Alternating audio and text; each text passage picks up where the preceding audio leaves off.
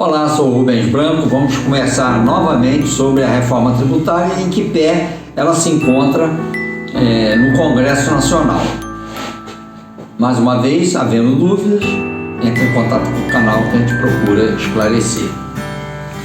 Muito bem, a nossa reforma tributária, reforma entre aspas, porque eu já disse em outros vídeos que não temos uma reforma, na realidade temos um pacotão aí de aumento de alíquotas de imposto, principalmente imposto de renda, deveria ser aprovado durante esta semana no Congresso Nacional, mas pelo visto a coisa foi adiada para a próxima semana. A razão disso é muito simples.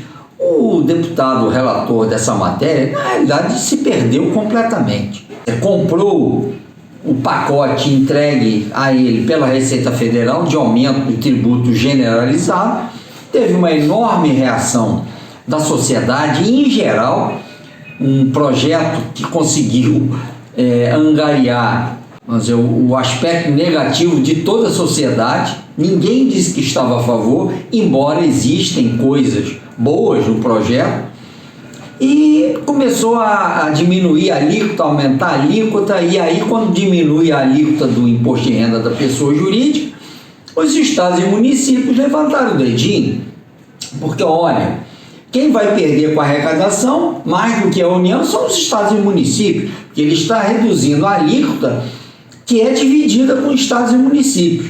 Então o relator veio para tentar minimizar o problema, aumentou um pouquinho a diminuição, não diminuiu tanto, e aí diminuiu em 1,5% a contribuição social sobre o lucro líquido, que é a arrecadação só da União, ou seja, está completamente perdido. E o projeto hoje no Congresso, a menos que se consiga um acordo grande, que o presidente da Câmara consiga esse acordo, e esse acordo está sendo feito com base em mudar legislações que diminuam as despesas do Estado e do município para o futuro. Se não se chegar a um acordo grande no Congresso, esse projeto não vai em frente, porque já há um grande número de entidades poderosas no Brasil que já enviaram ao Congresso Nacional pedido para desconsiderar essa reforma, se criar uma comissão de especialistas para então oferecer à sociedade uma proposta de reforma tributária. Não esta que se quis fazer da noite para o dia. Acredito que ela não está sendo bem conduzida, e volto a dizer que é a opinião pessoal minha. Acho que esta proposta que aí está não será aprovada. Agora, será que ela é tão ruim para todos? Bom, dependendo de que nicho de empresa você se encontra, você vai ser beneficiado, porque está havendo uma redução das alíquotas do imposto de renda, ou estará sendo prejudicado. Então vamos ver aqui, eu fiz um pequeno resumo para passar para vocês uma ideia de quem pode ser prejudicado ou não. Por exemplo, empresa do Simples. Hoje as empresas do Simples pagam entre 0,45 a 1,30 de imposto sobre o faturamento. É uma tributação pequena para empresas pequenas. Se passar a proposta como está hoje, essas empresas não são afetadas, porque a tributação do dividendo para essas empresas vai continuar. Então o impacto é neutro. Empresa do lucro presumido com faturamento anual de R$300 mil.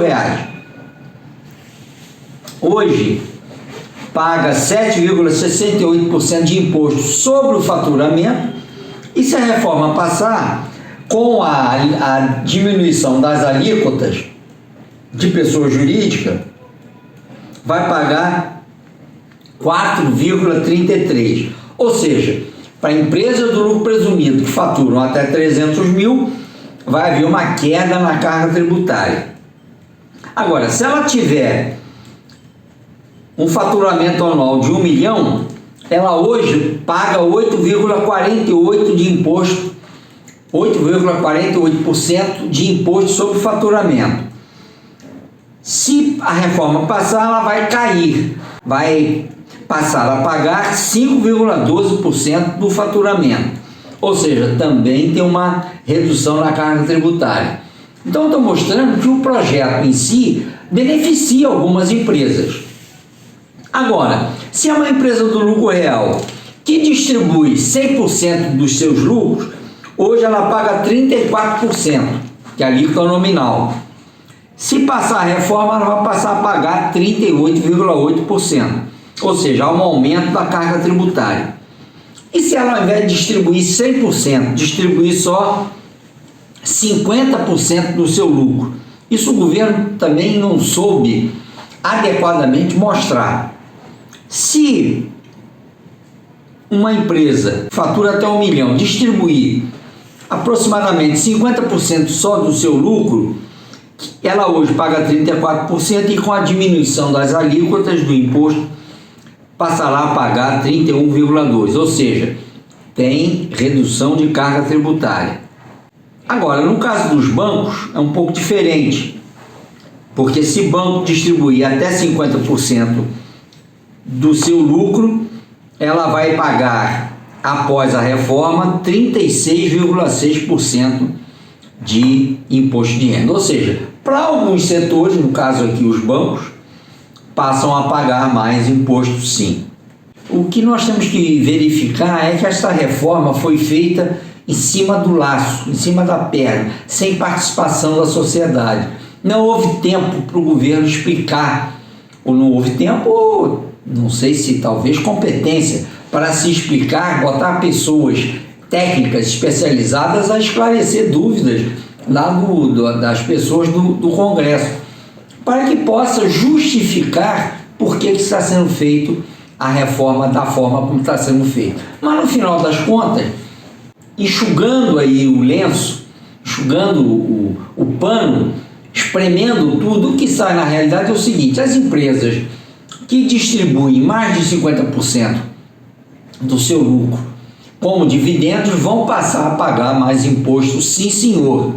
Se é justo ou se não é justo, cabe ou caberia ao governo convencer o Congresso, e quem convence o Congresso convence a sociedade de que esse aumento é justificável, porque são setores que normalmente têm margens de lucro muito grandes.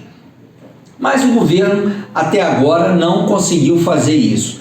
Deixou a relatoria com um deputado que tentou dar o seu melhor, mas você pode notar que o deputado, embora tenha pertencido aos quadros da Receita Federal, vê-se que não é uma pessoa com muita experiência, que não viveu lá o tempo em que as alíquotas de imposto de renda da pessoa jurídica e da pessoa física eram separadas, e lá em 1995 houve uma junção. Simplificou-se o sistema e a União passou a receber mais imposto desde então. Ou seja, quando se eliminou o imposto sobre o dividendo, a arrecadação aumentou ao invés de diminuir. E agora o governo volta ao passado, volta a cometer os mesmos erros do passado, querendo diferenciar a tributação do que é pessoa jurídica e do que é pessoa física. Por favor, senhores, é a mesma coisa. O investidor que coloca o seu dinheiro no investimento, ele vai fazer a conta de quanto volta para o bolso dele, pagando os impostos de jurídica e de física. Então não vem querer convencer a sociedade de que não temos que separar jurídica e separar física. Isso é conversa para enganar quem não entende da matéria, porque quem entende vê que vai afetar alguns setores sim. Então o governo teria que mostrar esses números, esses percentuais, como eu estou fazendo aqui, e dizer: olha, esses setores A, B, C, D vão pagar mais imposto porque tem margens de lucro A, B, C, D. Então convencer com base nisso. Agora, chamar de reforma tributária não. Isso não é uma reforma tributária. Isso é um pacote para arrecadar mais imposto. O governo está preocupado, mas a arrecadação a cada mês aumenta mais. Então seria esse o momento de fazer isso? Eu acho que não. Acho que o governo deveria atender ao pedido da sociedade, formar uma comissão de especialistas na matéria que apresentariam então uma proposta ao governo que atendesse aos anseios do governo e da sociedade. É isso aí.